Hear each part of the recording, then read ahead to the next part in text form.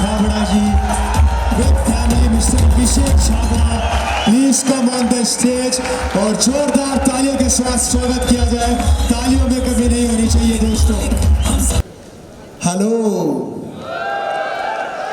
Hello young RCM,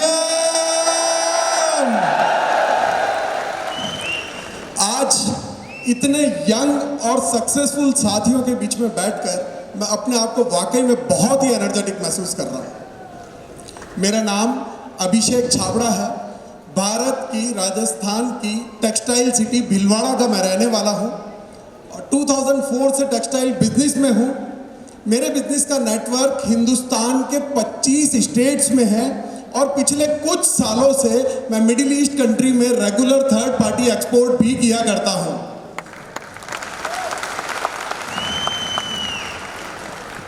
अब आप लोग ये सवाल जरूर आपके मन में उठ रहा होगा कि मैं जिसके परिवार से ये गंगा बह रही थी उसने इस सिस्टम में आने में इतनी देरी क्यों की। होगा ना ये सवाल आपके मन में कि मैं जिसके पिता को इस सिस्टम का भीष्म पितामह कहा जाता है उसने इस सिस्टम में आने में इतनी देरी क्यों की। क्योंकि मैंने अपनी जिंदगी में कुछ गलत फहमियां पाल रखी थी, है ना। और वही मैं आज आप लोगों को बताने आया हूं कि वो गलतियां, वो गलतफहमियां आप अपने जीवन से निकाल दें ताकि आपको मेरी तरह देरी से सिस्टम में आने का अफसोस ना करना पड़े। दोस्तों, कई सालों तक है ना मेरा रिसीव मोड ऑफ था और मुझे पता ही नहीं था, इस बात का एहसास ही नहीं था।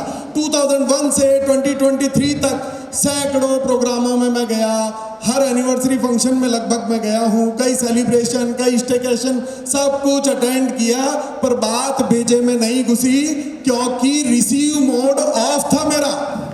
समझ रहे हैं ना। जैसे हमारे फोटोग्राफर श्री नवीन भैया जो 2006 से 2023 तक इस आरसीएम में हर बदलती हुई तकदीर की तस्वीर इन्होंने अपने कैमरे से ली है, पर बात अभी तक समझ नहीं आई क्योंकि रिसीव मोड तो ऑफ है। तो आज से अभी से अपना रिसीव मोड ऑन कर लेना, नहीं तो इस मंच से कही गई कोई भी बात आपको कोई फायदा पहुंचा ही नहीं सकती। इतने सालों तक मैं इस भ्रम में जीता रहा कि मुझे सब पता है, पर जब दिमाग के ताले खुले तो वाकई में अफसोस हुआ कि यार किस गलतफहमी में जी रहा था मैं। मुझे ऐसा लगता था कि पैसा आना चाहिए ना, बस क्या फर्क पड़ता है चाहे वो नेटवर्क से आए या बिजनेस करके आए, जो कि मुझे आ भी रहा था मेरे बिजनेस से। पर जब मैं पीछे मुड़ करके देखता हूं तो इतने सालों में कुछ तो मेरा टर्नओवर बढ़ा था, कुछ मेरी इनकम बढ़ी थी, कुछ मेरी पहचान बढ़ी थी और कुछ मेरी नॉलेज बढ़ी थी, सिर्फ टेक्सटाइल के फील्ड की नॉलेज, है ना। पर जब मैं श्री मुकेश कोठारी सर, श्री प्रहलाद राय सर की तरफ देखता हूँ जो कि मेरी ही तरह भीलवाड़ा शहर से हैं और इस सिस्टम को ज्वाइन करने से पहले वो भी एक टेक्सटाइल फर्म में जॉब किया करते थे, और आज अगर उनके इतिहास के पन्नों को उठाकर देखा जाए तो मुझसे कई गुना ज़्यादा उनका टर्नओवर है, मुझसे कई गुना ज़्यादा उनकी इनकम है, मुझसे कई गुना ज़्यादा उनकी पहचान है और मुझसे कई गुना ज़्यादा उनकी नॉलेज है। आज अपने नॉलेज के दम पर वो पूरे हिंदुस्तान में कई लोगों की तकदीर को बदल रहे हैं। और इन सब के लिए उन्हें मेरी तरह कोई ऑफिस नहीं खोलना पड़ा, कोई फैक्ट्री नहीं लगानी पड़ी, कोई स्टाफ नहीं रखना पड़ा, कोई करोड़ों का इन्वेस्टमेंट नहीं करना पड़ा, कोई अकाउंट्स मेंटेन नहीं करने पड़े, कोई गवर्नमेंट कंप्लायंसेस नहीं करनी पड़ी, कुछ भी नहीं, टोटल फ्रीडम। मैं सुबह 10 बजे से लेकर रात को 8 बजे तक गधे की तरह काम कर रहा था और वो टोटल फ्रीडम में मुझसे कई गुना आगे बढ़ चुके थे। इस बात का अफसोस है मुझे। ये पावर है सही समय पे निर्णय लेने की कि उन्होंने सही समय पे एक निर्णय लिया, इसलिए आज वो इस मुकाम पर है। इसलिए मैं उन साथियों से कहना चाहता हूं कि जिन्होंने अपना निर्णय नहीं बनाया है तो आज नहीं तो कल इस सिस्टम में तो आना ही होगा। फिर पछता के क्यों आना है, खुशी से आओ, take your decision, take your charge, you are the youth.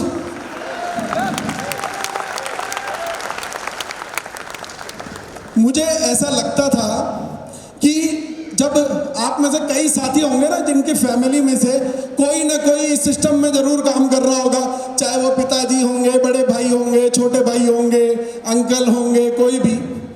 उन्हें देख करके घबराहट सी तो होती है ना, मुझे तो होती थी मेरे पिता को देख करके कि यार इतनी ऊर्जा, इतनी एनर्जी, इतना काम तो मैं नहीं कर सकता, ये तो मुझसे हो ही नहीं सकता, मैं तो स्टेज पे खड़ा होकर बोल ही नहीं सकता, मुझे में वो ऊर्जा नहीं है, वो बात नहीं है, वो नॉलेज नहीं है। इसके लिए तो मुझे बहुत पढ़ना पड़ेगा, बहुत सीखना पड़ेगा, अपने आप को बदलना पड़ेगा।